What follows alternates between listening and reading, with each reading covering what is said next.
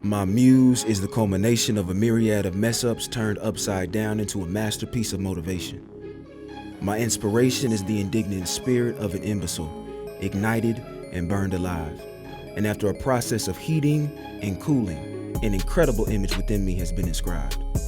My blood runs deep with both stress and success, bruises and breakthroughs, crashes of carelessness, and chambers of courage. My muse sings a song to my soul that is essential and sensical to my sense of self, like the ABCs to an English major. And that's major. My story is not your story, and your story is not mine. We each have individual processes and journeys towards whatever we are seeking to accomplish. And for me, that is progress. My process towards progress does not mimic the rise to fame of someone who is acclaimed. My process towards progress was not inspired by someone to whom I aspire. My process towards progress is specific to my slips and trips, my failures flipped, and my journey to my drip. My process towards progress is me, Anthony Murdock II. I work in the diversity, equity, and inclusion space by day and as a package handler in a warehouse by night. And while my day job offers me incredible opportunities to do a number of different things every single day, I ain't never bored of my day job. My night job, on the other hand, is quite literally the opposite. I stand in the same spot, the same space, for the same 10 hours, on the same shift, on the same 4 days of the week. And y'all, I ain't gonna lie to you, I oftentimes find myself in desperate need of something to grab my attention. And I can remember a very recent shift that was no different than most, when time was moving unusually slow. And y'all, I was calling, asking, praying for something to help me pass the time. And y'all, it gets bad sometimes. Sometimes I'll count to 1,000. You ever counted to 1,000 before? I don't recommend it. Very boring process. Sometimes I'll brainstorm ideas on how I might be able to scale my side hustle a little bit more productive. And then other times I'll read the labels on packages that I'm assembling for folks' orders. In this particular shift, I remember my eye was caught at a book that was included in a couple of previous packages I had just assembled. And y'all caught my attention. And I said, this might be my gateway to freedom from boredom. And so I started to look and think about, I wonder how many of these books are going to be in future packages. And so y'all, I started to count. 1, 2, 3, 12, 15, 27. And in a short period of time, that number continued to increase. Now, again, after another short period of time, I lost count. And it was because I began to ask myself a series of questions. I asked myself, well, first, I wonder who's buying these books, because the names and the addresses of these folks shall remain anonymous. Then I thought about why they were reading this book. And lastly, I thought about what were folks going to do after they finished reading. I then went on to think more deeply about not a question, but a prompt. And it was the role that books, literature more generally, and creative works more broadly played in the embodiment, the memorializing, and the remembering of certain periods of time. This book that I'm speaking about was Robin DiAngelo's White Fragility. And if you're not familiar, it's a text that discusses why it's so difficult for white folks to discuss racism. And y'all, this book about white folks being troubled and challenged when discussing racism was being sent in large numbers across this red and Republican state of Indiana. In the words of a good brother of mine, he oftentimes says, we are in interesting times. And I'd have to agree. We got white folks reading about their fragility. We've got people demanding to defund the police. And thankfully, I'm hearing about, black folks being more intentional and organizing around investing black in the black than I've ever heard before. And I've heard a lot of people talk about reconstructing Black Wall Street. And I think that's fantastic. For those of y'all that don't know, Black Wall Street was a municipality in Tulsa, Oklahoma, that consisted of a black supermajority that was both super and major in the late 19th and early 20th century. However, most don't know about Black Wall Street because, as usual, white supremacy interrupted our story. And due to the Tulsa race riots of 1921, when white folks and the government came into that place and space of black supermajority, they bombed it, they decimated it, and effectively, in many ways, erased what made that black supermajority so sustainable, super, and major. My oratorical mentor, Dr. Frederick Douglass Haynes III, said on the Breakfast Club, "A text without context is merely a pretext for conning people." A text without context is merely a pretext for conning people. And the last thing I want to do is lack in contextualizing Black Wall Street within Reconstruction, because there can be no Black Wall Street without Radical Reconstruction. Radical Reconstruction was an economic, it was a social, it was a political mobilization effort by black folks, by the Freedmen's Bureau, by carpetbaggers and scalawags, in response to the ceasing of the Civil War and the changing of what we now know as these United States of America, that I call these divided states of America, in the words of my brother Mike G. We can't talk about Black Wall Street without talking about that. And while I do agree that there is a possibility that we have the opportunity to reconstruct Black Wall Street right now, that requires us to recommend, to suggest what I'm declaring today, that we are indeed in the Second Reconstruction. And that's what I want to title this Moments with Murdock. The super and major suggestion of the Second Reconstruction. Now, in his history, in his story, the white man's story of this country, we understand Reconstruction to be exactly what I had described. The remaking, the reshaping, the realigning of this country after the ending of the Civil War. But for black folks who have been subjugated to slavery and white supremacy in the most overt ways for the past 2.5 centuries, this was not a reconstruction. This was a construction.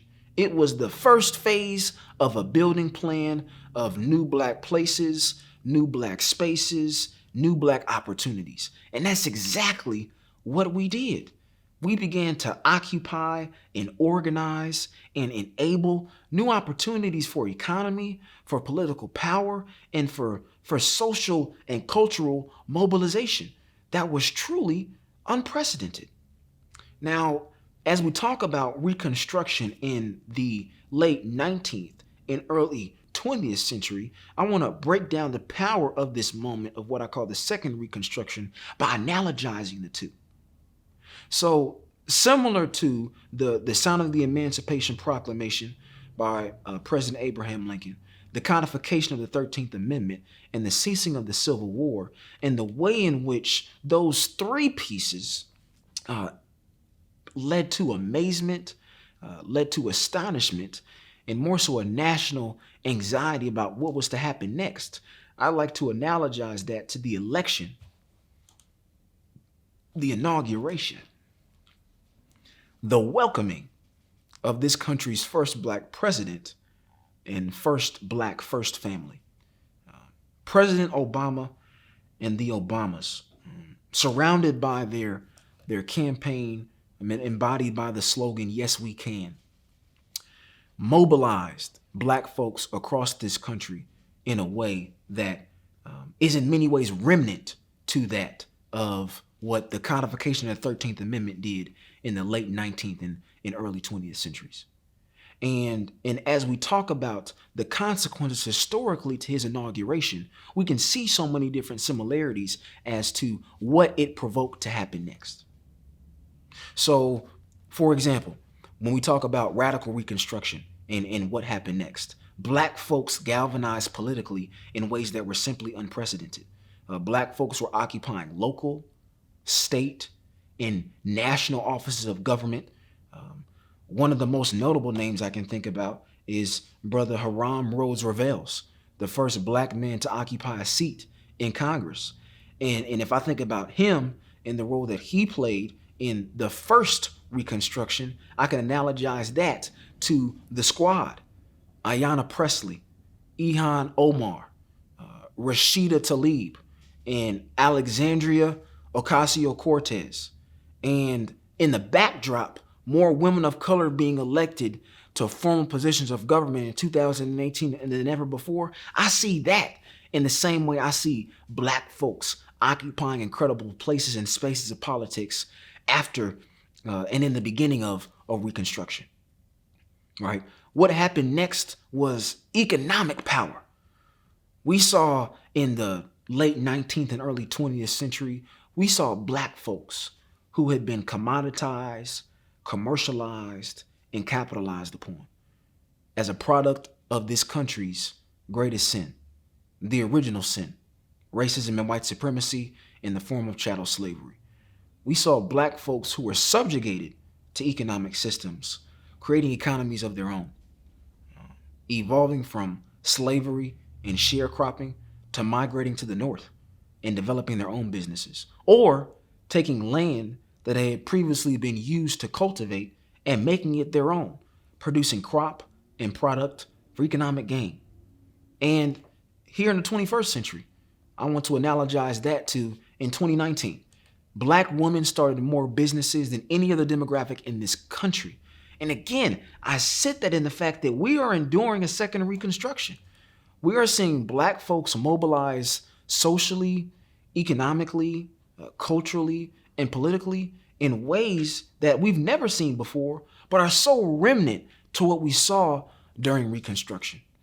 As we talk about rebuilding this Black Wall Street, which is not just a strip of land that included black businesses, but a genuine and practical example of the power of investing back into black, we must understand where this moment first originated. And it is not just now, but it has been. And we see examples of black folks, even in Indianapolis, investing back in the black in such incredible ways. Whether we talk about the Be Nimble Foundation and the incredible work that they're doing to literally invest and seed money and develop young entrepreneurs in the tech space to grow their businesses and scale their businesses and make incredible impact, to the Kepler Institute and the work they are doing with community wealth building and genuinely asking radical questions and producing incredibly radical action.